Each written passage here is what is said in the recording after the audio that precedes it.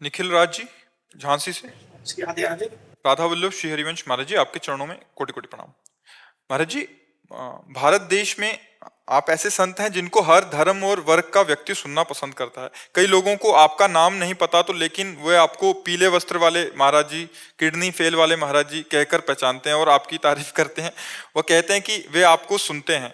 प्रश्न पूछने तो सभी आते हैं और प्रश्नों का सिलसिला कभी खत्म भी नहीं होगा। प्रश्न पूछना तो भक्तों का एक बहाना है, हकीकत में है कि वो आपके साथ बैठने का एक गर्व महसूस करते हैं। मैं भी गर्व महसूस करता हूं, जैसे कोई बालक ये कहता है कि वो मेरे पिता हैं, उनका मैं सुपुत्र हूं, वो मेरे भाई हैं, उनका मैं भाई हूं। ठीक वैसे ही मैं दुनिया को बताता हूं कि महाराज जी मेरे गुरु जी हैं, तब लोग का दृष्टिकोण एक अलग हो जाता है और एक सम्मानजनक दृष्टि से देखते हैं। लोग और अधिक सम्मान देने लगते हैं जब उन्हें पता लगता है कि ये व्यक्ति महाराज जी से जुड़ा हुआ है। मैं बताना चाहता हूं कि मैं आपके नाम का बहुत लाभ उठाता हूं। क्या ये गलत है या सही?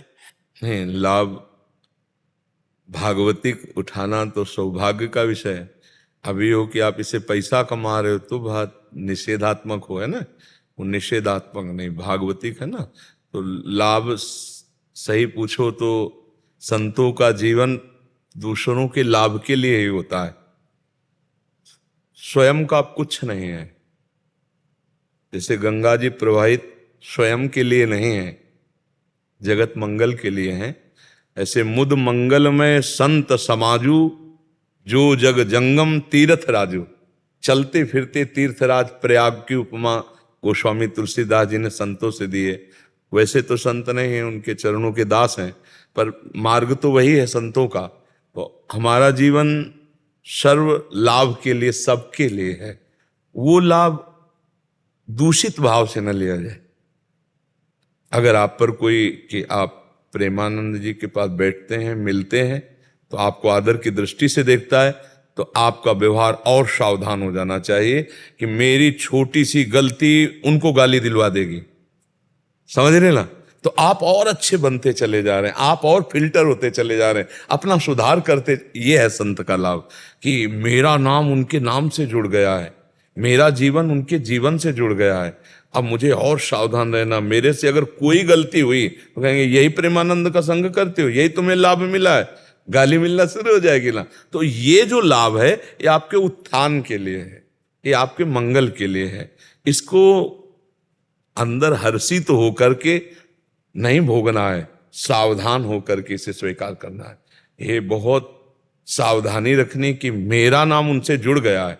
कहीं कोई ऐसी त्रुटि, कहीं कोई ऐसी हमारी चेष्टा जो हमारे गुरु को या हमारे संत को गाली पहुंचा दे, ये तुम्हारा इतना भी ज्ञान तुम्हें नहीं हुआ, तुम उनके हो, समझ रहे ना, आपके। अब आपको प्रेमानंद जी के हो, इसके बाद कोई गंदे आचरण करते मिले तो आपको खुद मन शर्म में रहे, मैं नहीं ऐसा कर। ये आपका उत्थान, संबंध क्या कर रहा है? उत्थान करवा रहा है। जैसे रज जमीन में है मिट्टी, लेकिन वायु के संबंध से वो आकाश को चूम लेती है। ऐसे हम संबंध से भगवत प्राप्ति कर सकते हैं, हम संबंध से महान हो सकते हैं। भगवान के संबंध से ही तो महानता आती है कि भाई ये भगवान के भक्त हैं, ये भगवान का भजन करते हैं, ये भगवान के जन हैं, तो बोले तो भगवान के समान है, ऐसा हम भाव करने लगते हैं उनमें। तो हमारा ये लाभ लेना बहुत सही है, लेकिन उसका गलत ढंग से लाभ लेना, दुरुपयोग करना, वो ना होने पावे जीवन में। हाँ, तो ये जो लाभ मिल रहा है ये तो स्वाभाविक है, हम इसका दुरुपयोग ना करें। दुरुपयोग करने से, जैसे हम भगवान के नाम का दुरुपयोग, भगवान की महिमा का दुरुपयोग, तो पाखंड हो जाएगा ना, फिर दंड मिल जाएगा, माया दंड दे देगी। और अगर हम भगवान के नाम पे, तो ये प्रभाव तो होगा ही। भगवान बड़े हैं, भगवान के भक्त बड़े, उनसे हम जुड़ गए तो हमारी बड़ाई होने लगी, नहीं होने लगी। तो इसलिए हमें चाहिए कि ये तो सौभाग्य ठीक है, ये दुरुपयोग नहीं, लेकिन दुरुपयोग वाला हम बात न करें, तो ये हमें अध्यात्म में बढ़ाता चला जाएगा। मुझे किसी ने कहा था कि आप बुद्धि फेर देते हैं, और अभी कल रात की बात है, मैं कहीं चाट खा रहा था तो उन्होंने कहा प्रेमानंद महाराज जी ऐसे महाराज जी हैं जो किसी की बुद्धि फेर दें। और ऐसा बुद्धि नहीं, एक होता है बुद्धि फेर कर रुपया निकाल लेना, एक होता है बुद्धि फेर कर पागल बना देना। बुद्धि फेरने का मतलब है जो गलत मार्ग में बुद्धि चल रही है वो भगवान के मार्ग में चल। एक ऐसा इत्तेफाक हुआ था कि हमारा फोन गाड़ी में रखा हुआ था और वो किसी ने उठा लिया फोन, और फिर वो उसमें आपकी फोटो लगी हुई है, तो उसके इरादा था चोरी करने का। लेकिन जब उसने फोन वो देखा आपकी फोटो, तो वहां रुका रहा और उसने मुझे फोन वापस दिया ये कहकर कि आपका फोन बच गया क्योंकि आपके गुरुजी ये हैं। उसका मुझे नाम नहीं, वो भगवान का खेल होता है। भगवान रहा वहां पे कि हमारा फोन दूसरा ना ले जाए, इसलिए वो खड़ा। आप इसमें क्या होता है, भगवान का खेल होता है। करे करावे आप सब और जने बढ़ाई दे, करने वाले भगवान हैं, सारा खेल उन्हीं का होता है।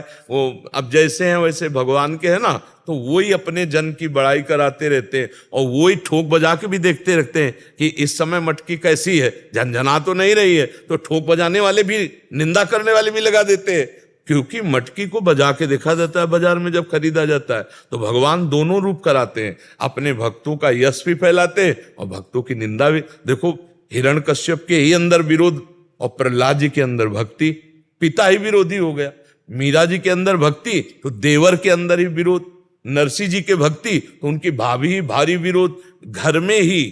तो भगवान का दोनों रूप समझना पड़ेगा। निंदा करने वाले में भी भगवान अपना चमत्कार दिखा रहे और प्रशंसा करने वाले में भी भगवान अपना दुलार दिखा रहे। तो हमको दोनों को पहचान कर प्रणाम करके भगवत मार्ग में चलना। कभी हम केवल अनुकूलता ही अनुकूलता को कृपा न माने, कभी प्रतिकूलता भी हो सकती है। उस समय भी हम कृपा को पहचाने कि प्रतिकूलता रूप में भी भगवान की कृपा रहे।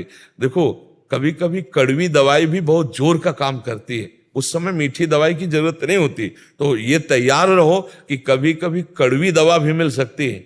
जैसे तुम्हारी 4 लोग प्रशंसा कर रहे थे इस बात से, ऐसे ही एक रूप में भगवान तुम्हारी परीक्षा के लिए अब तुम्हें हृदय को बहुत शांत रखते हुए, ये भगवान का ही प्रेरित आया है, मुझे गुस्सा नहीं करना, मुझे अपनी निष्ठा नहीं तोड़नी, मुझे अपने भाव से चल। परमार्थ में 2 बातें समझनी है कि निंदा और स्तुति दोनों में मुझे सम रहना है, मान और अपमान दोनों में सम रहना है, अनुकूल और प्रतिकूल दोनों में सम रहना है। तो हम आगे बढ़ पाएंगे, नहीं टूट जाएंगे। अच्छा ही मिलता रहे ऐसा नहीं आया।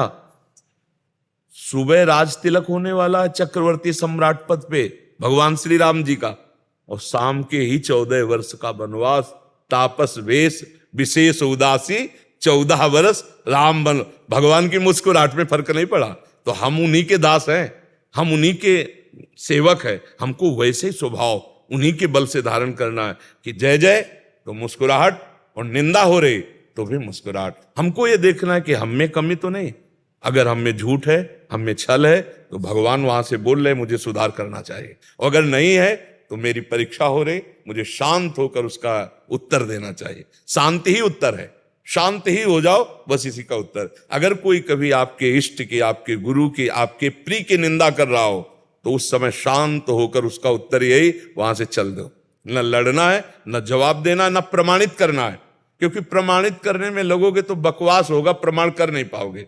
संसार है मौन, शांत, चुप निकल गए, तब आप सच्चे भक्त बन पाओगे। केवल ये प्रशंसा ही नहीं है, निंदा भी है।